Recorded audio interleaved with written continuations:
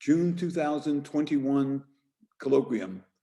This, as you probably know, is the last colloquium of this Plato year. The Plato year ends on June 30. And before I do anything else, I would like to thank Hank Zangwill, who did an excellent job throughout this entire year as chairperson of colloquium. We've had excellent speakers, and today's, you will see, is no exception, with topics of high interest. Today could not be of any more interest because you've got a president of the United States leaving to attend to foreign policy, which is an aspect of exactly what our speaker will be speaking about shortly. Next year, that is next year beginning July 1, next Plato year, the new chairpersons of colloquium, there will be co-chairs, and the co-chairs will be Lise Matthews and Dave Roloff. So Hank, thank you again for the excellent job you've done this year. I have two announcements to make, both of which are concerned with what everybody at Plato is concerned about, which is namely the new normal, when it will be, how it will get there, and what's coming. First, we do have now our first experimental in-person TGIF Plus event scheduled for June 25. It happens to be on a topic similar to this. It will be, it's hosted by Dave Roloff. It will be open to the first 15 people, no more than 15 people at an in-person event at this time. It will be open to the first 15 people who both ask for the RSVP and register their fully vaccinated status at Plato. As I hope you all know by now, because we sent out an announcement earlier this week on late Monday, that Plato has now instituted a system whereby you can register your fully vaccinated status with Plato, and it will remain as a confidential medical record, but the office will have it and be able to use it for purposes of controlling and regulating admissions to in-person events. So those of you that haven't done so yet, in the first 3 days the system's been open, we've had almost 100 people registering. So by all means, please do it fairly soon so we get all the people that are interested in attending in-person events with established eligibility. Having said that, it is now very much my pleasure to turn the proceedings over to, for the last time this year, our colloquium chairperson, Hank Zangwill. Hank?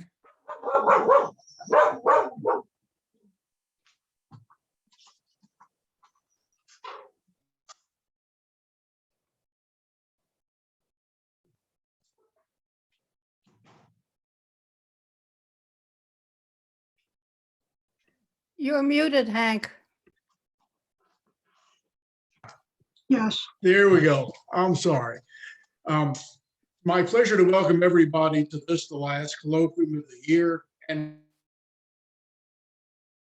we have a topic that will certainly be among the most interesting topics we've had all year. One that's timely, one that's stimulating, one that you'll find to be informative. It's my pleasure that our guest today is Laurie Brand, who is the Robert Granford Wright Professor of International Relations and Middle Eastern Studies at the University of Southern California. Professor Brand specializes in Middle East international relations and inter-Arab politics, and has served as director of the USC Center for International Studies, the director of the School of International Relations, and director of its Middle East Studies program, and then chair of the Department of Middle Eastern Studies. Professor Brand is the past president of the Middle East Studies Association of North America, and has served as a Rockefeller Bellagio Center resident scholar in the fall of 2013, a Carnegie Scholar for 2008 through 2010, and a four-time Fulbright Scholar to the Middle East and North Africa. At the end of her presentation, I will be answering questions that you submit. If you have any questions, please pose them using the Q&A button at the bottom of the screen, not the chat button, and then I will go over them at the end of the presentation. Professor Brand, thank you, welcome, and we look forward to hearing you. Thank you very much, Hank. Thanks to everyone. Thank you for this invitation. I just want to make clear that all of those administrative jobs that Hank mentioned that I did were done, not all at the same time, but were done at various times. To have handled all of that at one time would have been quite a task. In conjunction with Hank, we talked about how I might address my remarks today. And to narrow the subject a bit, it seemed to make sense to perhaps try and undertake a comparison of the Biden administration and the Trump administration's approaches to the Middle East, obviously with a focus on sort of where the Biden administration is going. Now, trying to cover all of the region's countries would be certainly impossible in this length of a presentation.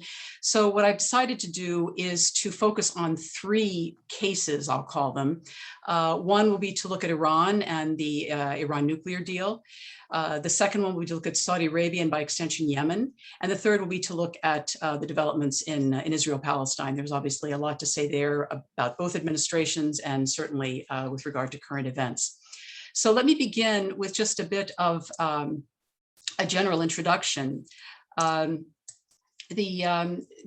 contrast between Trump and Biden, certainly as individuals and in terms of policy inclinations, were clear well before the campaign. Certainly they were clear on the campaign trail. They were numerous and deep, whether we're talking about style, personal style, or more serious policy formulation and implementation. As for some specifics regarding the campaign, certainly in 2016, Trump campaign promising to pull out of the Iran nuclear deal, or what's called the JCPOA, the Joint Comprehensive Plan of Action. In the campaign of 2020, Trump made some references to having accomplished that. And he also made references to the then recently signed Abraham Accords, which I'll talk about a bit later. Now, during the 2020 campaign, Biden, of course, talked about his intention to have the US rejoin the JCPOA. But beyond that, I mean, there were some periodic mentions of the Iraq War, the quagmire in Syria, but I don't think one could say that the Middle East was really a clear priority issue in either of the two candidates' campaigns. In terms of some general characteristics of the Trump administration and its policy toward the Middle East, let me just cite a few. One was that, if you remember back, his first trip to the region took him first to Saudi Arabia. Now, that in and of itself was something that analysts remarked on quite widely. That was sort of a norm-shattering kind of development. But it seemed to indicate the more transactional, that is commercial interest-based, meaning weapons and oil nature of his interest in the region, and also what would be a clear lack of interest in human rights. Trump also made clear that regime change through committing US troops to war was not going to be on the agenda. And that seemed sort of a natural corollary of his Make America Great, or at least America First platform, which then included the announced intention to draw down troop levels from a number of different places where the US was engaged around the world, even if that was sometimes to the consternation of various friends and allies of the US. I would also say in characterizing his administration, this was, I mean, personalities always count in politics. But I think in this administration, even more so, his was highly personalized, and I think also much more clearly political base oriented. And when it came to the Middle East, the two issues in which that was most obvious were, again, the Iran nuclear deal, the withdrawal from the JCPOA, and then secondly, the way that he and people in his administration, particularly, but not limited to his son-in-law, were involved with the Israel-Palestine, or the broader Middle East peace complex, if you will. Now, if we turn to Biden, interestingly, his first regional phone call was to Iraq, and that's also something which is unprecedented. And unlike other administrations, his first call to the Israeli prime minister came much later than in earlier administrations. As for changes in approach, Biden announced that in general, he is promoting an America is back kind of foreign policy, although what that means in practice, I think, is still being forged. So let me just say what is clear so far, or what intentions have been expressed so far by Biden with regard specifically to the Middle East. One, as I mentioned earlier, and I will mention on continually, this intention to rejoin the JCPOA, the Iran nuclear deal. That's probably the most high-profile single policy initiative that's on the Biden agenda for the region. Secondly, there's been a very strong emphasis on the intention to center human rights, to put a much stronger emphasis on human rights than certainly in the previous administration. And so from the beginning, experts who were looking at what the new administration might do were speculating that the US would put increased pressure, in particular on Saudi Arabia and Egypt. Now, in addition to those parts of those inclinations or those intentions for policy, in a 29 April keynote address, this was to the Middle East Institute in Washington, D.C., Joey Hood, who is the acting assistant secretary of state for Near Eastern Affairs, added several other principles that he said characterized the Biden administration. So I wanted to share those with you as well, since it's coming from an administration insider. One is a shift in policy, a shift from a policy that's merely reactive to crises to one that would be building on enduring relationships with allies. So more of a commitment to partnership. So that's sort of in keeping with the America is Back framework. Second, a greater reliance on diplomacy, including working with the United Nations. He mentioned specifically with regard to Syria and Libya, but again, this is part of a recommitment to America is Back and a recommitment to multilateralism. And then third, he addressed himself specifically to the Israeli-Palestinian conflict, and he said that the administration intended to emphasize freedom, security, and prosperity for Israelis and Palestinians, that the administration was still supportive of a two-state solution, that it wanted to build on the recently concluded normalization agreements that were part of the Abraham Accords, concluded under the Trump administration, but that it also wanted to push for greater economic integration in the region as a way of facing regional challenges. Now, I should say that this address given by Hood came just a couple of days before the recent conflagration, so it didn't take into account the most recent developments, which I will try and do with the last part of my presentation. So what I would like to do then going forward is, again, to look at these three cases, Iran, Saudi Arabia, and Israel-Palestine, sort of interrogate what does it mean for the Middle East that America is back? How different is the current administration's policy, in particular, since it's been clearly stated on numerous occasions that human rights would be brought back into policy considerations? And then most recently, what do developments in Israel-Palestine mean for the administration's initial inclination not to make this issue area a major focus of US foreign policy? Okay, so first let's talk about Iran. Trump obviously campaigned on withdrawing from this agreement, even though I think it was fairly clear that he did not have a detailed idea, at least, about what was in the agreement. It seems that at least part of his desire was to simply undo many of the elements of the Obama administration, many of the accomplishments of the Obama administration. But I think in the case of the Iran nuclear deal, there was also a desire to cater to or sort of keep the promise that he had made to part of his base, which was to overturn a deal which many felt threatened the state of Israel. What was instituted then was a policy referred to as maximum pressure, and that was engineered by Trump, but especially by Secretary of State Mike Pompeo. Now, if we monitor, through monitoring what happened during the context or under that policy, I think it's fairly clear that it failed to bring any additional concessions from Iran's government. In fact, it seems to have prompted a hardening of the Iranian position, including with regard to restarting uranium enrichment. In addition, Iranian proxies or allies in the region escalated their activities from the Houthis in their battle with the Saudis and their allies to various Iranian-backed militias targeting US personnel in Iraq. Now, if we turn to Biden, his record on Iran, even prior to coming to the presidency, is quite different.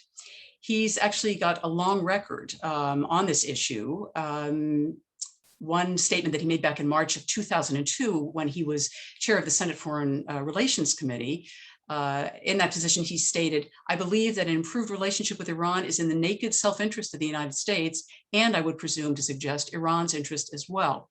So in fact, years before Biden came into office as vice president for Barack Obama, and Obama, of course, had a platform that included reaching out to adversaries like Iran, Biden has been calling for greater engagement with Iran, meeting with top diplomats, and even flirting with a potential visit to Iran. And at one point, a critic of his, in fact, derided him as, quote unquote, Tehran's favorite senator.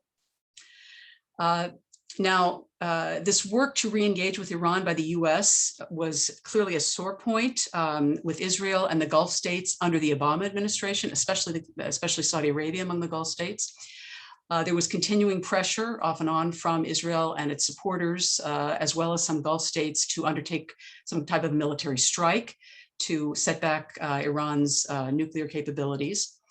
What's happened since Biden has come to office, however, at least with regard to the Gulf states, is that certainly in the last six weeks to 2 months, Saudi Arabia has actually been extending feelers to Iran. So it seems to have accepted that the United States, certainly under Biden, is not going to be drawn into a war. And in fact, Biden's top aides have argued that the 3 years of quote unquote maximum pressure under the Trump administration had clearly failed. So the Biden people feel that they have a shared goal with Iran's leaders insofar as they want to reconstitute this nuclear deal and restore the bargain that had existed before, whereby Iran would keep sharp limits on its production of nuclear fuel in return for the lifting of sanctions that had done terrible damage to the Iranian economy. Now, as discussions move forward under the Biden administration, the Iranians are demanding that they be allowed to keep the advanced nuclear fuel production equipment that they installed after Trump abandoned the pact.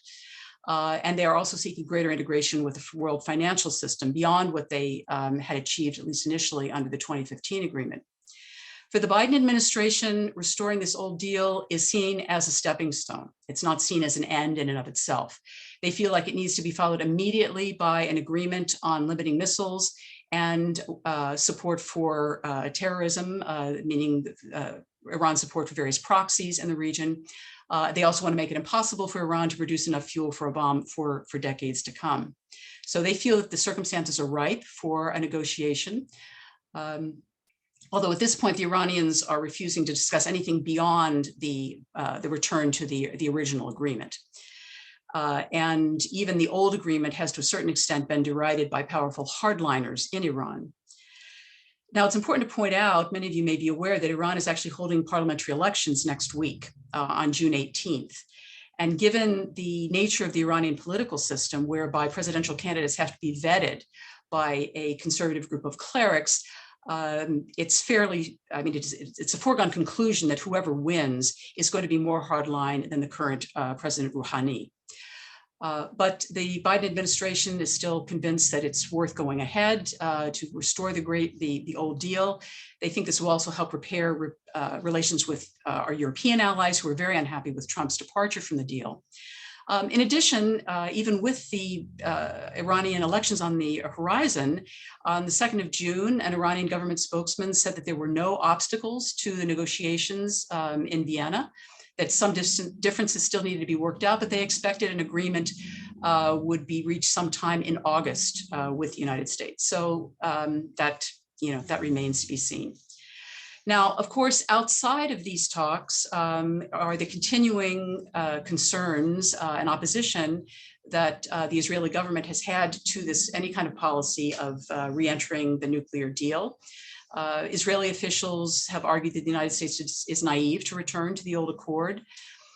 There also has been a campaign of sabotage to try and cripple the Iranian nuclear program.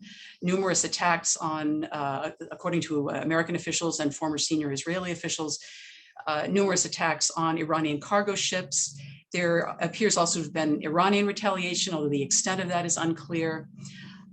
It's also the case that some of Israel's supporters tried to scuttle the appointment of Robert Malley as a special representative for Biden to Iran.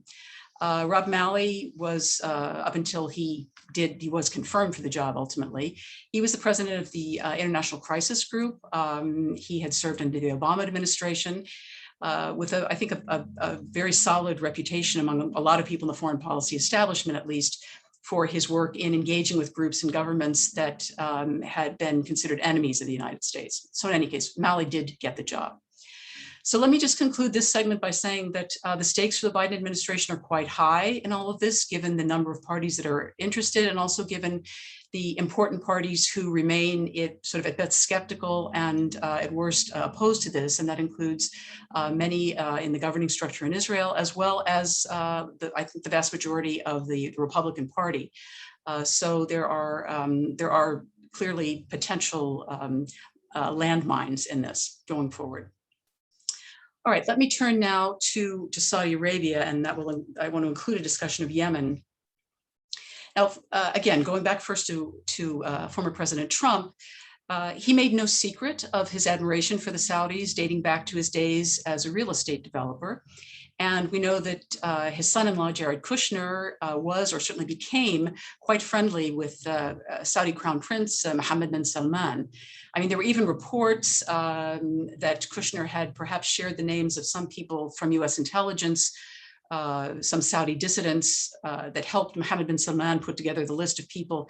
There's over some 400 people that he arrested and then imprisoned at the Ritz-Carlton Riyadh. You may remember that episode in November of 2017. In any case, in the lead up to the elections last year, there was clearly concern in Saudi Arabia, as well as the United Arab Emirates, over who would win the elections. I mean, both Saudi Arabia and the UAE were clearly rooting for Donald Trump. There was real concern over what a Biden win might mean for them, but that's what happened. And one of the concerns about potential Biden presidency were specifically some statements that Biden had made about the US-Saudi partnership during the campaign.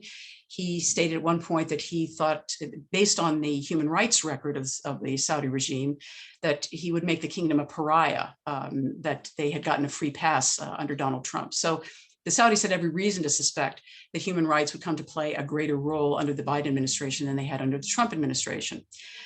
So after Biden was elected, Saudi Arabia actually rushed to release some political prisoners to make up with some regional rivals in a way of starting perhaps to sort of clean up his act, if you will, as it was bracing for some sort of a policy reset coming from Washington, D.C. So women's activist Loujain al-Havalul was perhaps the most prominent person. She was released from prison shortly after Biden's inauguration, after 3 years in detention, including stretches of solitary confinement, as well as allegations that she had been tortured. And Biden welcomed the news of her release, describing it as the right thing to do. That said, the U.S. has seemed loath to take any other serious steps because it is very keen to maintain the security and economic partnership it has with the Saudis. And I think that's most obvious if we take the most high-profile case of not just an arrest, but actually of a murder, and that was of the journalist Jamal Khashoggi. Now, Khashoggi had been very close to the Saudi leadership for years. It was only in the last couple of years of his life he left Saudi Arabia and came to the US. He was working as a columnist, as you may know, for the Washington Post. He was at a visit to the Saudi consulate in Istanbul. He was murdered by agents of the Saudi regime. And a classified CIA report on this episode, this murder, concluded that he had been murdered on behalf of and approved by the Saudi Crown Prince Mohammed bin Salman, who had considered Khashoggi a threat to the kingdom. Now, the Trump administration had not released the CIA report. The Biden administration announced its intention to release it, and in fact, it did release it in late February, again, as a part of its proclaimed focus on human rights. The US Treasury then also sanctioned 17 Saudis who were linked to the killing. In addition, the State Department issued a new visa policy that included restrictions on 76 Saudis who were believed to have been engaged in threatening a variety of dissidents overseas, including but not limited to Khashoggi. Having said that, of course, as you may know if you followed this, the US did not move at all against the Crown Prince, Mohammed bin Salman himself. And so for people who were very concerned about human rights, this was seen as a great disappointment and not a good sign about Biden administration intentions going forward. Now, a discussion of the concern over human rights with regard to Saudi Arabia wouldn't be complete without some consideration of the war in Yemen. So I want to say a bit about that as well. To summarize briefly, the Houthis, an insurgent group, a rebel group who made increasing territorial gains in the northern part of Yemen, now control most of northern Yemen. They are fighting a Saudi-led coalition that intervened in what was a civil war in Yemen in 2015. They intervened on behalf of what was the internationally recognized Yemeni government. Now, this war to date has left 20 million Yemenis, that's roughly 2/3 of the population, in need of humanitarian aid just to survive. The UN estimates, and I have to apologize, the gardener has just started outside, so I'll do my best to speak loudly and try and drown him out. Sorry. So 2/3 of the Yemeni population is in need of humanitarian aid just to survive. And the UN estimates that 16 million Yemenis will experience hunger in the next year, and some 400,000 children could starve to death. So just to give you some sense of the humanitarian disaster that's been unfolding. Now, there have been voices in the US since the last days of the Obama administration calling for a reassessment or a reset of US policy toward Yemen, precisely because of the humanitarian disaster that's been unfolding. And because of the gross destruction, really, that has been caused by Saudi bombings, by its use of US and other Western supplied weaponry. In his first major foreign policy speech, Biden in early February announced that the US would end support for Saudi offensive operations in Yemen. But as many of you know, it's not always easy to determine what sort of weaponry is limited to offensive uses as opposed to defensive uses. So that while that announcement was welcomed, it wasn't entirely clear just how far that would go. That said, the Biden administration has made several other moves which seem positive, I think, in terms of trying to bring this dreadful conflict to an end. One was it reversed what was simply an announced intention, it was never followed through on by the Trump administration, to designate the Houthis as a terrorist organization. That was seen as potentially really complicating negotiations to try and bring this to a halt. And Biden announced making ending the civil war a foreign policy priority. He designated a special envoy for Yemen, a gentleman by the name of Tim Lenderking. He is a senior member of the Foreign Service, a former Deputy Assistant Secretary of State for Arabian Peninsula Affairs. So he has been involved in a number of trips back and forth to the region, working on negotiations.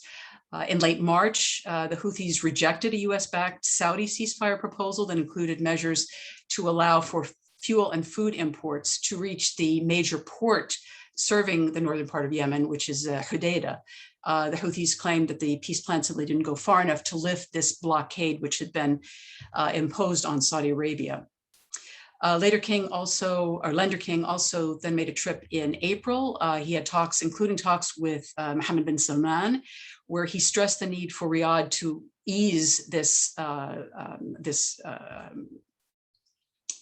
restrictions on the port and also on the airport in Sana'a, so that more humanitarian supplies could enter the country, and that it would open the way perhaps to a comprehensive nationwide ceasefire. In early May, the State Department, however, accused the Houthis of worsening an already dire situation. They launched an attack and an offensive in the oil-rich region of Ma'rib, and that was seen as counterproductive and countering the pronouncements that the Houthis themselves had made about the deteriorating humanitarian situation. The problem in trying to bring about a resolution in Yemen is that the document, the framework that's being used for negotiations is UN Security Council Resolution 2216. Now, that was passed in April of 2015. And that was just after the Saudis had initiated this military coalition and its assaults to try and expel the Houthis from the territories that they had already seized. 2216 defines the Houthis as the primary belligerent in Yemen. It established a UN mechanism to review imports to Yemen. And again, this gets back to the justification the Saudis had for this ongoing blockade. But the problem is that 2216 reflects the situation on the ground in April of 2015. And means it's simply outdated and therefore unrealistic, and therefore threatens to prolong the conflict and prevent really effective negotiations. The Houthis have been winning in their battles against the Saudis and their coalition partners. And so 2216 simply doesn't reflect today's balance of power. If one is going to entice the Houthis to some sort of a ceasefire agreement, some recognition has to be made of the gains that they have secured, and they're not going to accept terms, maximalist demands, when they are in fact they have the upper hand in terms of the situation on the ground in Yemen. So clearly a new approach or framework is needed. So the Biden administration's desire to move toward a solution is certainly welcome, but a lot more needs to be done.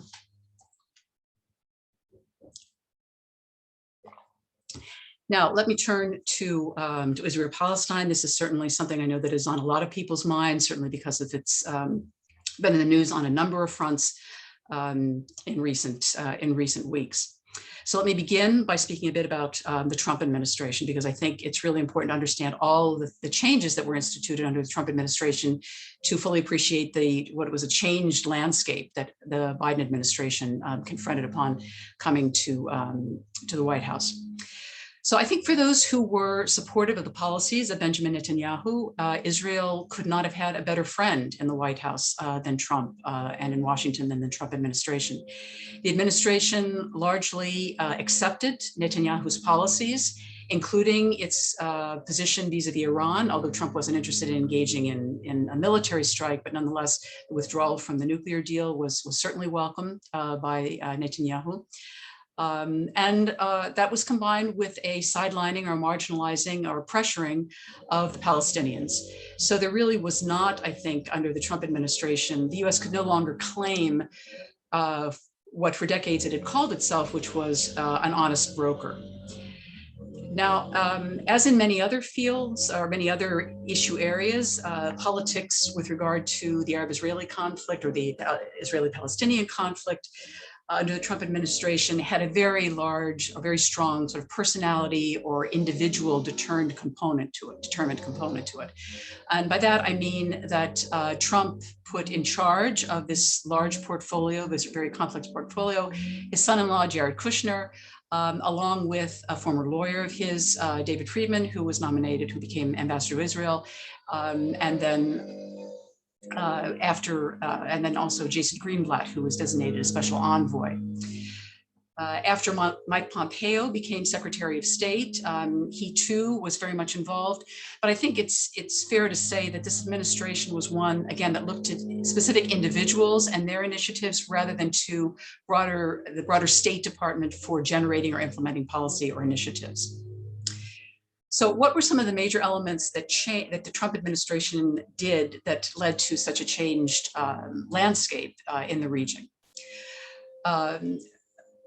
First, I would say that Nikki Haley, as the new secretary or new ambassador to the UN, kind of made issued a strong signal regarding how the US viewed Palestinians when very early after her appointment, she blocked the appointment of a Palestinian to a UN post dealing with Libya simply because he was Palestinian. She made that clear. Ironically, this was Salam Fayyad, who was a former prime minister of the Palestinian Authority, which is hardly an enemy of the United States. In any case, by the end of that year, the Trump administration had recognized Jerusalem as the capital of Israel. By the following February 2018, the US government made known that it intended to open, therefore, following from its recognition of Jerusalem as Israel's capital, that it would open its embassy in Jerusalem in the building of the US consulate compound in Jerusalem. And in fact, the dedication ceremony was held in May of 2018. Now, it's important to sort of clarify here that the United States had also long maintained a separate consulate general in Jerusalem that was later accredited to Palestinian residents in Jerusalem, the West Bank, and the Gaza Strip. Now, in mid-October of 2018, so about 6 months later than the dedication ceremony, or 5 months later, 3 months later, Pompeo announced that this consulate general would be in fact merged formally into the embassy. So that ended the US practice of assigning separate diplomatic missions to Israel and the Palestinians. The US also recognized the Golan Heights as part of Israel through a presidential proclamation that was signed by Trump at the end of March of 2019. And that proclamation or directive made the United States the first country to recognize Israeli rather than Syrian sovereignty over the Golan Heights. There was also a reversal of the traditional US position on settlements. In November of 2019, the Trump administration issued a statement saying that it did not consider settlements in the West Bank as inconsistent with international law. And Secretary of State Pompeo made a visit to a settlement at Sagot. He was the first US Secretary of State to do so. So again, these kinds of moves carried important messages to the Palestinians, which is namely that the United States had changed the way that it was dealing with settlements that were built on lands occupied in 1967, after previous US administrations had considered the settlements either to be in violation of international law or at very least an obstacle to peace. The US also removed or failed to mention occupied territories as a term in State Department literature, a term that had been used for a long time. It cut funding to the Palestinian Authority. It's the governing body of the Palestinians in the territories that it controls in the West Bank. And it also cut funding to UNRWA, the United Nations Relief and Works Agency for Palestine refugees in the Near East. The Trump administration shut down the offices of the PLO in Washington, D.C. and in New York. And it also attacked the International Criminal Court for positions that it took on Israel. Now, there were also the efforts by Jared Kushner that were underway for some time, which were supposed to be aimed at reaching some kind of a peace deal. It was early on nicknamed the deal of the century as people sort of awaited what the content of this deal was. Now, this was announced in January of 2020. There were many problems with it, and it was in essence, I think, dead on arrival. More important, however, were the efforts that Kushner and other members of the administration put into what ultimately produced the signing of the so-called Abraham Accords in the weeks before the elections this past fall. And these were a series of four bilateral normalization agreements between Israel on the one hand and the United Arab Emirates, Bahrain, Sudan, and Morocco on the other. Now, this particular set of deals was highly touted. It certainly shuffled the deck in the Middle East when it comes to regional relations and even some extra-regional relations, but it was not the long-promised peace deal. It was, it seems, viewed from a different perspective, another example of an intention to either marginalize or completely ignore the real issues that are involved in trying to bring a peace deal to Israel and the Palestinians. The last of the many policies that are very supportive of the state of Israel that were undertaken by the Trump administration was to include Israel inside CENTCOM. That's US Central Command. Israel had historically been part of the US military's European Command, and that was because of the large number of Arab states who were involved in CENTCOM, and prior to these normalization agreements last fall, were simply not comfortable being involved in an institution that was going to be sharing sensitive information with counterparts in Israel. But of course, that has changed significantly, and so Israel was also integrated into CENTCOM. So that's my attempt to sort of summarize where things were when the Biden administration came into office. So with the Biden administration, there are a lot of changes, at least in terms of the foreign policy establishment and foreign policy decision-making that I think are already palpable. We have a relatively coherent administration, not so much individual personalities, most of whom are from outside the, at least professional diplomatic ranks. We have institutions, a foreign policy establishment with long experience. And yet on close examination, there are lots of continuities that I think people who might have been looking at this before the new administration came into office might not have predicted the same number of continuities. So let me try and go through some of those. First, I mean, it's no secret. I mean, Biden has long made clear that he is a very strong supporter of and a great friend of Israel. He knows Benjamin Netanyahu very well. Of course, now we're looking at with the last round of Israeli elections and what appears to be the Israeli government that will be voted by the end of this week or by the beginning of next week, that there will be a new Israeli prime minister. But in any case, if we speak just about the time since Biden came into office, the administration was dealing with Prime Minister Netanyahu. Now, he did delay in calling Netanyahu, something that previous US presidents have not done. And there are a number of ways to explain that. One explanation could be the fact that Netanyahu did go behind President Barack Obama's back and arranged with leading Republicans, if you remember, to address a joint session of Congress in a bid to scuttle what was then the imminent nuclear deal with Iran. It was also just weeks before Israel's March 2015 elections. So this clearly would have left a bad taste, I think, in Biden's mouth about relations with Benjamin Netanyahu. But Biden also may simply not have wanted to be seen as doing anything that might influence what were then upcoming Israeli elections one way or the other. In any case, how has the US administration dealt with the many changes that were enacted by the Trump administration? In early February, the US Congress voted not to move the US Embassy back to Tel Aviv, and the Biden administration expressed no problems with that. So the recognition of Jerusalem as Israel's capital remains. The Biden administration has held back from endorsing recognition of the Golan Heights. That said, Secretary of State Blinken called the area important for Israel's security. When it comes to settlements, the administration has been quiet. It has been, unlike its predecessor, it has been willing to speak critically about settlement expansion, but the State Department spokesman in mid-March pointedly refused to call the settlements illegal. Instead, he stood by the Trump administration's 2019 designation, which I mentioned earlier, which said that the settlements were not inconsistent with international law. This administration does admit that an occupation exists, but so far there's been no clear call for an end to the occupation. There's also been no clear articulation of some of the traditional terms of reference, like Resolution 242, for example.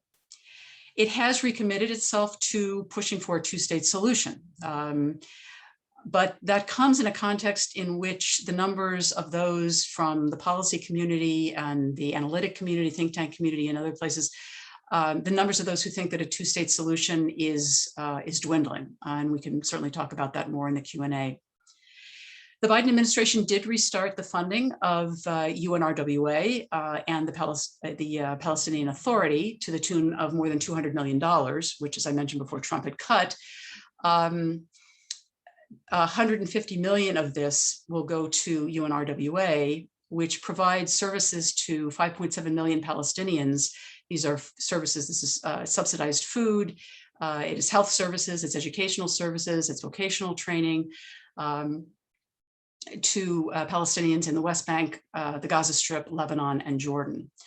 But this is also well below what the US was contributing in the past, which was some 365 million to UNRWA alone. That was about a third of the agency's budget. The US did end sanctions against the International Criminal Court, but after the ICC ruling in February of 2021, clearing the way for an investigation of Israeli war crimes in the West Bank and Gaza, as well as potential Hamas war crimes in Gaza, the Biden administration minced no words in expressing opposition to any kind of investigation of that nature. Now, complicating matters a bit for the administration as it seeks to center human rights are two recent human rights reports from very respected human rights organizations. One from B'Tselem, which is an Israeli human rights organization, the other from Human Rights Watch, both of which would have compared Israeli policies of various types towards Palestinians to forms of apartheid.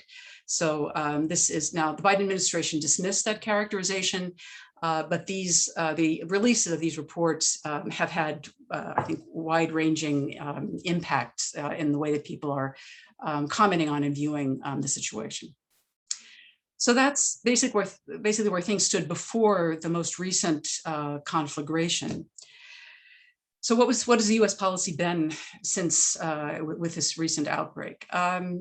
During this recent Israel-Gaza war, the administration was very reticent to take a central role. U.S. officials have said since then that the U.S. was in fact engaged in very intensive behind-the-scenes efforts. That may be true, I don't know, but certainly in terms of the obvious profile, the international profile, the U.S. appeared to be quite reticent. In addition, the U.S. vetoed successive Security Council calls for a ceasefire. In doing so, it seemed to repeat patterns which we've seen in the past, whereby U.S. administrations have in effect seemed to wait until Israel has sort of achieved what it claims it needs to achieve in these short wars before the U.S. has been willing to go along with ceasefire resolutions that come out of the UN Security Council. Now, it's important to note that the Biden administration's silence at the Security Council, wherein there were all 14 other members who were backing these ceasefire calls, led the U.S. to be somewhat politically isolated. And it called into question this commitment to multilateralism, to the fact the U.S. being backed, as well as a concern for human rights. The U.S. did send a Deputy Assistant Secretary of State for Israel and Palestinian Affairs, Hadi Amr, to meet with leaders from both sides to try and secure a ceasefire. But he is a mid-level diplomat and simply doesn't have the gravitas of an ambassador or a special envoy. And the fact that the policy coming out of Washington wasn't entirely clear certainly didn't help him. It's important to note here, of course, that the U.S. still doesn't have an ambassador in Israel. Now, there are a lot of countries where we don't have ambassadors yet, but that made dealing with this recent crisis all the more problematic. It has been announced that Biden does expect to nominate someone shortly, a senior former State Department official, but not having an ambassador on the ground certainly hampers decision making. Okay. Now, in contrast to this rather low profile by the U.S., it seems that part of what in the past or in recent years had been a U.S. role was in fact delegated to Egypt. Egypt took on a much higher profile in mediating with Hamas about bringing about a ceasefire, and in so doing has in fact forced the U.S. administration to re-acknowledge Israel's role. Now Israel is to re-acknowledge Egypt's role, excuse me. And of course, Egypt is a friend of the United States, an ally of the United States. But I think that undermines the U.S.'s ability to try and pressure Egypt on the human rights front. So Egypt has begun to flex its muscle, and that just makes this much more difficult. Also contrasting with this, lack of this relatively low profile role of the U.S. administration was then the unprecedented mobilization of Palestinians across the West Bank and Israel itself, but also demonstrations around the world, in some cases large demonstrations, either of support for Palestinians and or condemnation of Israel. So, and that included unprecedented mobilization here in the United States. It also, and this is, of course, I'm far from the first person to mention this, but a mobilization among some Democratic members of Congress that we have not seen before. So Senator Chris Holland, a member of the Senate Foreign Relations Committee, tweeted his concern about what this meant for the Biden administration's commitment to the rule of law. You also had a couple of senators very pro-Israel, strong friends of Israel, like Bob Menendez, who's been a leading foreign policy voice, Senate Majority Leader Chuck Schumer, also both expressing concern about the ongoing assault at the time and concerned about the need for a ceasefire even before Biden made those kinds of statements. Now, in addition, you had the more progressive wing of the Democratic Party, Bernie Sanders, Elizabeth Warren, and so on, as well as a number of members of the House who were even more outspoken in their criticism or the need for the U.S. to undertake a stronger role, a more effective role. Then Sanders and several others also, even in the aftermath of the conflict, attempted to put a hold on U.S. military assistance to Israel, saying that providing this aid, this $4 billion a year in military support, without any conditions, really offered Israel no incentive to uphold human rights. And even groups like J Street and Americans for Peace Now began supporting some restrictions on aid. So that said, even with the pressure that might have represented, or the voices that represented, in the aftermath of the ceasefire, the Biden administration did approve the sale of some $735 million in precision-guided equipment to Israel. On the other hand, the U.S. announced on the 25th of May that it would reopen its Jerusalem consulate. So if you remember what I said a bit earlier, there was this key diplomatic office in Jerusalem serving Palestinian residents of the West Bank, Gaza Strip, and East Jerusalem, and that the Trump administration had reintegrated that into this new embassy in Jerusalem. So in effect, what the Biden administration did was undo that merger, and so that there will still be separate representation or separate services for Palestinians as opposed to Israelis. And then the Secretary of State Blinken also announced a further $40 million in aid to the Palestinians and $5.5 million in emergency aid for Gaza. So to sum up, I think there seem to be lots of elements of continuity, in fact, a few elements of change, but mostly continuity, and in some ways, in fact, building on some of the changes, dramatic changes, in fact, that were introduced under the Trump administration. Let me conclude with just one thing that struck me as unprecedented when I first heard it. And then subsequently, I read a piece in The Atlantic, coincidentally, it was published by a former student of mine that was focused in part on this. It was also remarked on by Martin Indyk, who, as you may know, is a former US ambassador to Israel and was a special envoy for Israeli-Palestinian negotiations under President Barack Obama. And it has to do with changes in language. Changes in language by top officials are always parsed and reparsed for indications of policy shifts. So I was struck by the language of equality that Biden used in referring to a future peace settlement. So he said, quote, Palestinians and Israelis equally deserve to live safely and securely and to enjoy equal measures of freedom, prosperity, and democracy. And there was a readout from a call between Secretary of State Blinken and his Israeli counterpart, which echoed those words almost verbatim, as did remarks that were made by Jen Psaki, who was the White House press secretary. Martin Indyk himself said all of a sudden, and I mean all of a sudden, the word equal is appearing in Biden's rhetoric and the rhetoric of the Secretary of State, and that's totally new. So it remains to be seen whether this changed language really indicates any potential new emphasis for the new administration. Of course, a lot is going to depend as well on what happens in terms of the formation and the policies of the next Israeli government. But I think I will end things there, and I look forward to your comments, questions, and discussion going forward. Thank you. Thank you very, very much, Professor Brand. And we do have a number of questions that have come in. And let me begin with the question, considering Iran is a supporter, a supplier of arms to terrorists in Lebanon and Gaza, and could also supply hardliners in the West Bank, and that a large number of Palestinians are remaining committed to their territory, or getting their territory back, is there any chance that Israel will agree to a two-state solution in the foreseeable future?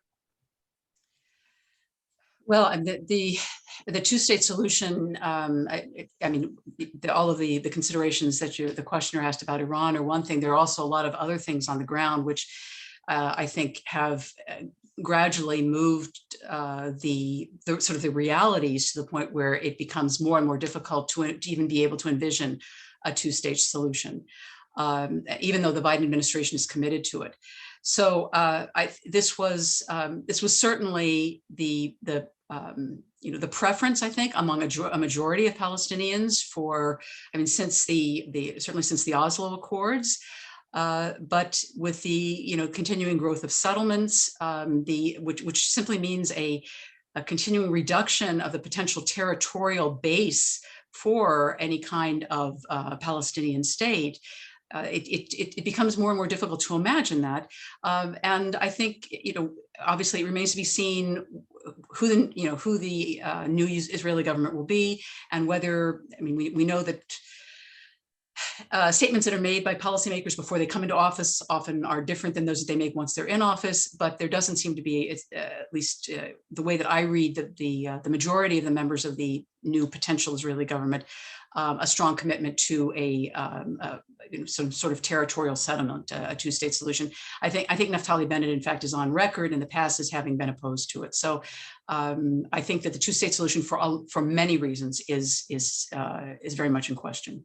Okay, given the fact that there are some differences, if not in objective, certainly in methodology, between the Palestinian Authority and Hamas, and certainly divergent politically where the two of them are at odds on numerous issues, is there any likelihood that a three-state solution might arise? That is, the Palestinian Authority, Hamas, and Israel?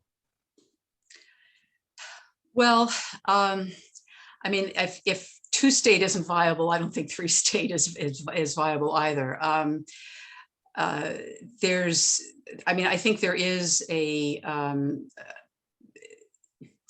school of thought that can certainly be based on the recent energizing of Egypt in terms of its role in this most recent conflict, and the way that therefore it seemed to have sort of taken on the Hamas portfolio in negotiations.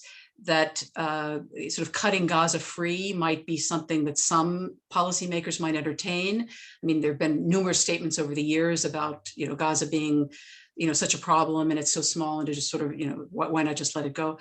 But ultimately I don't see that as likely at all. So again, if a two-state solution is receding in likelihood, I don't think three-state is any more likely. Okay.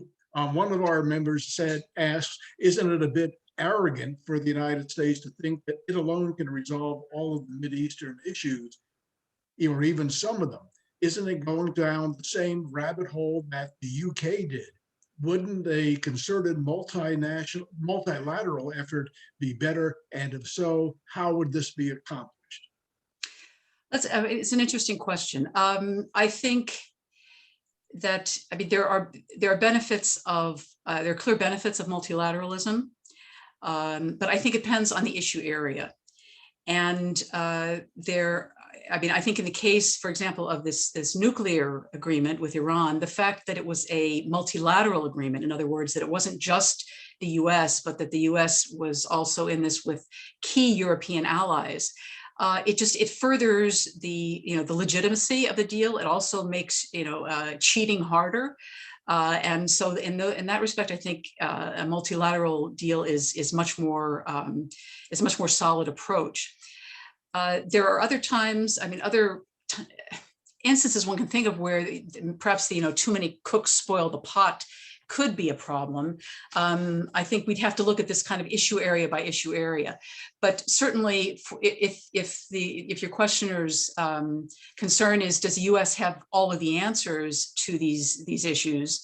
I think the answer to that is no. And so I think whether we're talking about full-fledged multilateral diplomacy in each issue area, or whether we're talking about significant consultations with allies who have certain interests in an area, but in which the United States might take the lead, that might make more sense depending on the constellation of forces.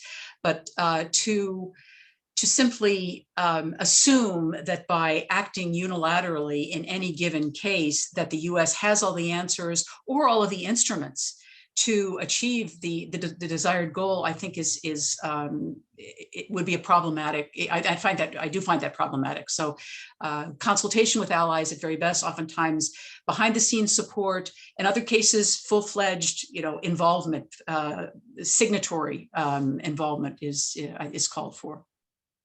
Okay, who in reality can speak for the Palestinian cause? Is it Hamas or is it the Palestinian Authority? And who should the United States be dealing with? Yeah, well, this is a really serious problem for the Palestinians. It's a serious problem for any future discussions of some sort of settlement.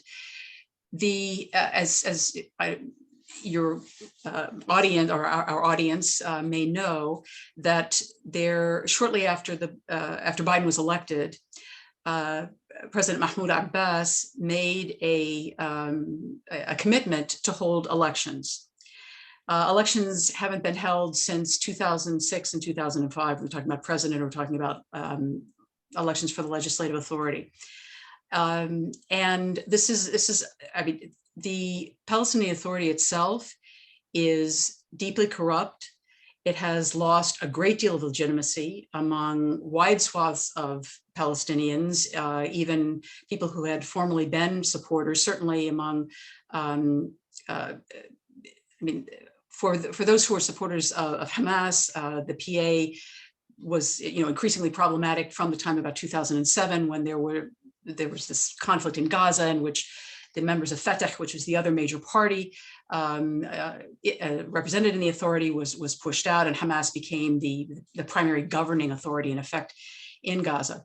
But the way the authority has operated over the years, it's become increasingly authoritarian, it's become increasingly corrupt, it is unresponsive to Palestinians, and frankly, it is seen as its primary, I mean, the way that a majority of Palestinians see it is that its primary responsibility, or the primary task that it undertakes, is in serving as an adjunct of the Israeli security. So that, for example, when there are demonstrations in the West Bank during these the recent war, the Palestinian Authority was involved in putting down demonstrations and arresting Palestinians. So the degree of legitimacy, even that Abbas, who is recognized, I guess, as internationally as the president of the authority, is he doesn't have authority domestically, which is why holding of elections was extremely important for Palestinians. And when Abbas canceled or postponed them, using what everyone who has any knowledge of the Palestinian leadership and so on will tell you, was simply an excuse that because of the Israelis were going to make it difficult for Palestinians who are residents of East Jerusalem to participate in these elections, that was the reason that Abbas gave for postponing the elections. I mean, it had nothing to do with it. He simply does not want elections which would bring somebody else into the presidency. And absent elections which bring somebody else into the presidency, it seems to me that any sort of any possibility for reconciliation among Palestinians is unlikely. And without that sort of reconciliation, then it's very difficult to talk about a single voice that can speak for a majority of Palestinians. So the Palestinians themselves are very much aware of the dreadful situation in which they find themselves, because not only are they in a struggle against occupation, but they're also in a struggle against an authoritarian authority, which unfortunately gets lots of support from democratic regimes outside, including the United States. One of our members, posed the question: which Palestinian group still insists that Israel does not have a right to exist, and what must be done to change that attitude? I think there are very few Palestinians who don't accept that Israel is in place and that it exists. But the whole notion of a right to exist, even in international law, is something which is problematic. And I mean, I understand where it comes from. I understand why people have argued for that. But for a Palestinian to say Israel has a right to exist, as opposed to saying Israel does exist, in a way, asking a Palestinian to become a Zionist, and to say that that their dispossession is okay and was legitimate. And I think that's a lot. That it's too much to ask. So this idea of a right to exist in international law it doesn't exist. And again, this has a long history when it comes to the state of Israel. But I think that there are very few Palestinians who think that a future settlement means the erasure of the state of Israel. But the question now for increasingly, I think, and I think among the younger generation, which is the vast majority of Palestinians, is how do they secure? I mean, I sort of was referring at the end of my talk to this question of equality. How do they secure equal rights? What are the mechanisms? What sort of a settlement is required for them to be able to have full citizenship rights, rather than either living as second-class citizens in Israel or under occupation in the West Bank, or this dreadful sort of hybrid and siege that the people are in Gaza? Okay. How is Gaza going to be rebuilt and the people afforded relief while excluding Hamas from involvement? Well, I mean, there actually have been some statements from the Hamas leadership saying that they will not get involved. I think they certainly understand the terrible need, the huge need for support for rebuilding, and don't want to be seen as the block to that. I think it's important to state that while I think Hamas's legitimacy certainly increased as a result of this last war, that it's not without its detractors in Gaza. So it would be. I think it's inaccurate. It's also a bit problematic in thinking about how one might move forward and how one views what's happened and the possibilities for reconstruction, to think that Hamas sort of has a lock on everything that happens in Gaza. But it clearly any sort of reconstruction that takes place there will be in a Gaza Strip, which is under the Hamas administration. There are a number of external actors. Qatar has already committed significant funds to reconstruction. Egypt, although I don't understand how, because it's not really it's a relatively poor country and having trouble just delivering COVID vaccines to its own population, but has committed $500 million to reconstruction.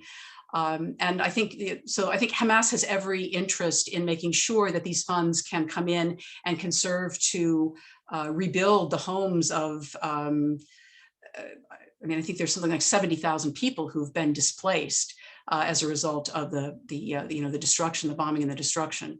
So we've seen this film before, because there have been, this isn't the first episode, obviously, of this kind of short-term war between Israel and Gaza, and there has been reconstruction in the aftermath. I think that the larger question is, how can we mobilize the forces that might be interested in helping to reconstruct what's been destroyed sort of physically in Gaza?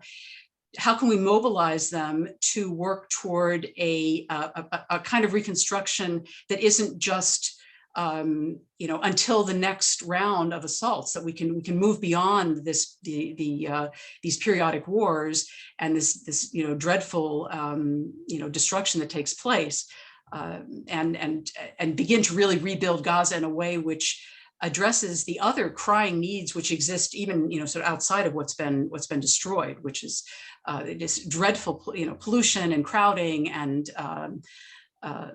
anyway, so that's I guess that's how I would answer that. The Palestinian messaging seems to have shifted from a focus on a Palestinian state to one focusing on human rights. What, if any, are the implications of this shift? Well, I think that it's in part a gradual sinking in, a recognition that a Palestinian state in a kind of a state recognizable form seems to have receded as a possibility. I mean, if one looks at the map of the West Bank, and one looks at the territories that are, under the control of the PA versus the areas that now house settlements or that are still open to possible settlement construction. I mean, this doesn't look like, this isn't a map that suggests a state of in any real meaning, is likely. So if that's not possible, then what do Palestinians do? And I think I referred to this earlier. Then you start focusing on what may be possible, which is to advocate for greater respect for human rights on a variety of fronts. And so to improve the citizenship status of Palestinians who are citizens of the state of Israel, but then also to change the situation that Palestinians are living under occupation. Does the unprecedented fact that an Arab party is now participating in what is anticipated to be the new coalition government in Israel, do you think that the presence of an Arab party will in any meaningful way influence Israel's policy towards the Palestinians? I will admit up front to not being a specialist on Israeli politics, or in particular Israeli party politics, which are quite complicated. But I guess what I would, I'm of a couple of minds on this. So one is that, as I'm sure most of your colleagues know, this is a very narrow coalition. And so losing even one seat is not an option if this Bennett-Lapid government is going to stay in power. So that would suggest, and of course, there's also one representative, I believe, from Meretz, which is one of the left-leaning Israeli political parties. So that suggests to me that account has to be taken of the possibility of any policy it's putting in place, potentially alienating one or the other of those parties. On the other hand, the Arab representative, the Palestinian representative, and of course it is a first, and in that respect it is historic and not to be completely dismissed. But there are, I think, many people who are sort of skeptical of him and his willingness to participate in a coalition. Whether that's fair or not is not for me to judge. But so I think there is a lot of skepticism about what sort of concrete things can be achieved, and that perhaps maybe the most that could be achieved is preventing worse things from happening. So I think that's about all that I would feel comfortable saying on that. It certainly is a change from tradition, and it will be very interesting to watch going forward. I mean, the fact that Israel has had 4 elections in the last 2 years is certainly a source of concern, a sort of broader concern if we're talking about the possibilities of moving forward in any meaningful way toward some sort of peace settlement. It's not easy to broker those kinds of things when you have to cater to a very diverse constituency, and also what is in fact sort of an unstable constituency, in the sense that the Israeli body politic seems to be very, very closely divided, 50-50. So it's there. As they say, we live in interesting times. Okay, how do you view the impact of the Israeli-Hamas war on what appeared to be a warming of relationships between Israel and the Arab countries? So I think it's always important, and not just when it comes to Middle East politics or Israeli relations with Arab states. It's always important to keep in mind that there are distinctions between leaderships and the population in countries, and leaderships don't always move in line with what the population is thinking.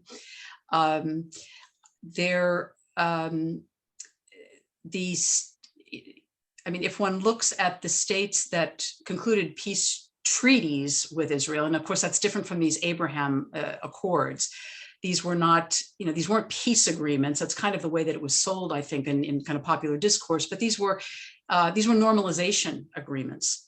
None of these states was involved, in a sort of, a hot war with Israel. This was, in some ways, this was the part of what's been an ongoing dismantlement of what had been an Arab League position since shortly after the 1948 war of boycotting the state of Israel. And so with successive peace treaties between Israel and for Egypt and then Jordan, and then these normalization agreements, and even beyond these normalization agreements, of course, there are states that entertain friendly relationships sort of behind the scenes. I mean, Saudi Arabia clearly is one of them. Qatar is another one. In fact, the first Israeli formal office in the Gulf was in Qatar. It was a commercial, a trade office. So, I mean, there are different sorts of agreements. These agreements are normalization agreements. But there's clear evidence to the extent that there is freedom of expression in these places, and that's significantly circumscribed. But we know from various forms of social media that managed to elude the censors in Saudi Arabia and the UAE and other places, that on a popular level, there is pushback. How extensive the pushback it is, I can't be sure.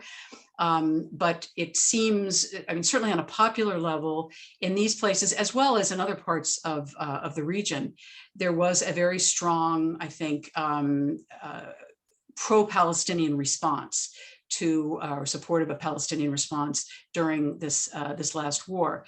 It's not surprising.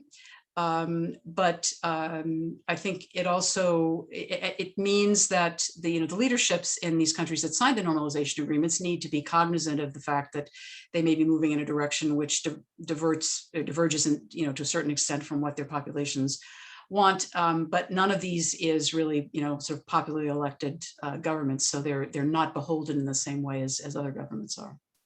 Do Jordan and Egypt, will they be playing any meaningful role in Middle Eastern politics looking ahead for the next few years?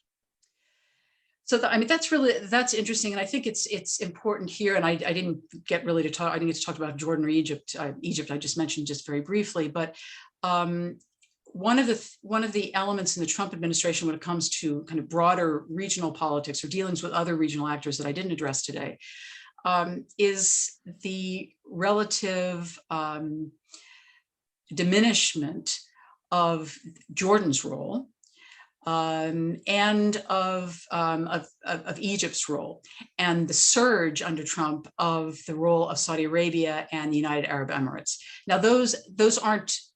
That was sort of part of a trend that was underway before. I think these are in part the result of the various movements and developments that took place following what people have called the Arab Spring or the Arab uprisings.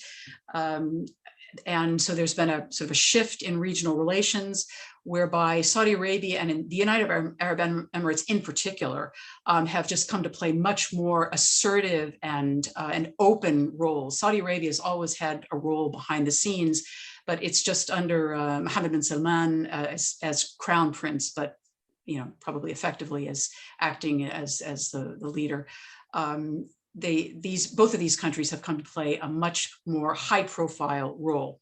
And what that's meant then is a denigration or a diminishing of the role of a number of countries that previously had played important roles, particularly if we're talking about relations dealing with what had been the Arab-Israeli conflict, or in relations between Israel and the Palestinians.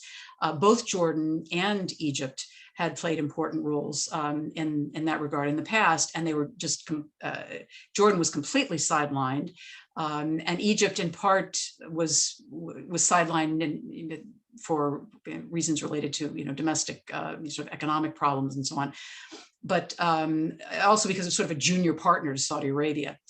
But what's happened in this last war, the role that Egypt played in mediating with Hamas, I think has given it it's either been a recognition of a role that the United States wants Egypt to play that it wasn't playing, or it was an opening that Egypt was able to take advantage of. And certainly it's been highly touted in the Egyptian press. So this is something that they're very, that the regime, Sisi and his people, want to make a lot of. The Jordanians are pleased that the Biden administration, King Abdullah was the first leader to call Biden, actually, first Arab leader to call Biden, and they are very much heartened by the Biden administration's seeming interest in dealing with Jordan again, whereas the Trump administration really had bypassed Jordan. Jordan had no role in Jared Kushner's attempts to put together this deal of the century. And Jordan was very worried about what was going to come out of that. So I think one can look for the Jordanians to be more kind of partners or junior partners with the United States in various aspects of regional relations in a way that had largely disappeared under the Trump administration. Are you familiar with the new U.S. ambassador to Israel? And so what can we expect of him? I'm not. The name that has been circulated is Tom, I don't know whether it's pronounced Nides or Nides or Nides, Nides. And I, at least, unless I missed it today, I don't think he's been formally proposed. He certainly hasn't been in for confirmation hearings yet. So he was a career State Department person. He has been out of foreign service for a while in the private sector, but I think having a career person in that position is an important signal. But getting somebody there sooner rather than later. I mean, it was very unfortunate that we didn't have somebody in place sooner. I mean, perhaps understandable given that the Biden administration came into office with, 110 million priorities, and you can't move all of them through at the same time. And the Israel-Palestine dossier was not going to be a major focus of theirs. So perhaps that's one reason why this took a while. But I'm heartened they're going to do it, but I really don't know what to expect. Do you see any change in any change in Israeli policy towards Iran now, given the fact that we have a new coalition government that will be coming in and presumably in a week or two?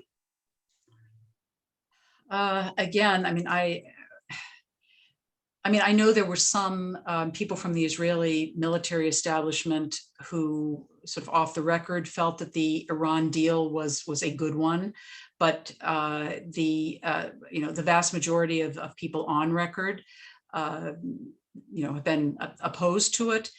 I think it's difficult. I mean, I think that the Israeli body politic has been sort of moving to the right over time, and that's clear from the votes, the parties that got the largest number of votes. I also know that right and left in Israeli politics is often defined primarily by where one stands in terms of Israeli-Palestinian peace. So maybe the same divisions don't quite apply when it comes to Iran, but my guess is that they do. And so I don't anticipate that Israel is going to, that the new government is likely to change significantly its position from that of the Netanyahu government. Do you see any prospect, either overtly or covertly, that Israel would be participating in any discussions with Iran?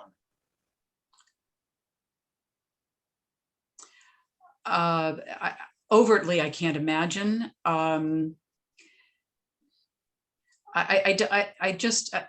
It's very difficult for me to say what happens covertly, in any set of relations. So I would hesitate to say never, but I don't see that as, I don't see significant, discussions, taking place, given the current constellation of forces. And, again, keep in mind that, Iran is holding elections next week, and there's every expectation that we're going to get an even more hardline government there as well. So I think, hardliners on both sides, whether it's this bilateral construct or others, tend to, continue to stay hard line. They don't tend to, extend feelers on these sorts of very, very contentious, and in some ways, I mean, what both sides, I think, view as existential issues. In other words, it doesn't augur well for a free approachment with hardliners in both countries. Do you have any thoughts about the anti-Israel movement on college campuses? I mean, I think that I'm not sure that I want to characterize it as anti-Israel. I mean, I think that it is clear that there's been increasing activism, which opposes the occupation, which opposes things like settlement expansion. But I think that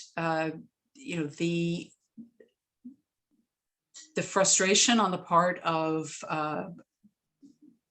a good portion of progressives with Israeli policy and with the lack of any kind of, I mean, not just a lack of movement forward, but people who read the kind of human rights reports that I talked about in my presentation, people who are concerned with human rights, and therefore they're concerned with the kind of human rights violations that take place under occupation.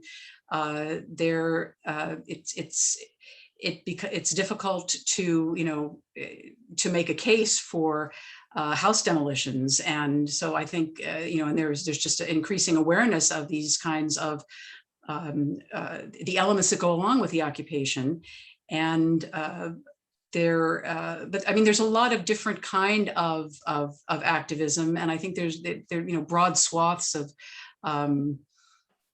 types of involvement. So I would hesitate to characterize all of what's going on as sort of like anti-Israel. Let me ask, there's time for a couple of more questions. Yeah. One of our members inquired with respect to the impact of climate change on Middle Eastern relationships and politics, pointing specifically to the fact that there was a 5-year Syrian drought that stretched from 2006 to 2011 that produced crop failures that created or allegedly created political instability and helped usher in a civil war. What impact, if any, do you think climate change will have on U.S. policies in the Middle East? Well, I mean, climate change is a huge regional issue. Some of the most, the Middle East is one of the most climate stressed regions. There are, I mean, most of the countries of the region are water stressed, and this is only going to get worse. So there's the question of water resources for growing populations. There's also the question of sea level rise, which is likely to have some of its greatest impact in Egypt and in some of the Persian Gulf littoral states. So in terms of sea level rise, there could be issues related to US basing. I don't know the exact geography of some of the US bases in the Persian Gulf, in Qatar and in Bahrain. But I mean, in general, and this gets back to the sort of the issue in the Syrian case, the increasing pressures on countries' abilities to feed themselves. If in the case of Egypt, for example, if the rising levels of the Mediterranean not only eat into parts of the Nile Delta, but also then increase salinity levels even farther inland, and therefore make cropping patterns more, change them or turn land into, where the salt levels make it more difficult to raise traditional crops. There's also the question, which is, if we're talking about water and potential crises, there's the dam, which is being the second phase of filling of this dam that's being built on part of the Nile in Ethiopia, which is a serious point of contention between Egypt and Ethiopia, and which Egypt has been hoping, I think the United States will, I mean, the US has been willing to be involved, So far, it hasn't been successful, but these are really serious negotiations because there has been increasing clamoring in Egypt for some sort of perhaps military strike against Ethiopia. So water resources for Egypt are critical. And if the filling of this dam is going to significantly reduce the resources that Egypt receives, then that has all kinds of implications for the Nile and for agriculture. So there's I mean, there are a number of ways one can think about how this might have implications for US policy. So there's the sort of the direct security in terms of basing, but there's also the possibility for insufficient water, problems with energy generation, and what that means for triggering all kinds of domestic instability, insufficient food resources, triggering domestic instability, triggering migration patterns either within countries, which was the case in Syria, or between countries, sort of creating more migration crises. So there are all sorts of ways. This is actually, you should, I would urge you maybe to, I could put you in touch with someone who deals with Middle East and climate change. It would be a wonderful lecture, I think, for people to hear. Well, Professor Brand, thank you so very much for taking the time to talk with us today. Your thoughts and your insights were very, very valuable. I appreciate it. And for our members that are here, we look forward to seeing you back again next September. And I believe that our kickoff speaker is going to be Erwin Chemerinsky, who is the Dean of the Bolt Hall School of Law at UC Berkeley. And Have a a former good summer. Trojan. That's right. Thank you very much. It was my pleasure. Thank you very much.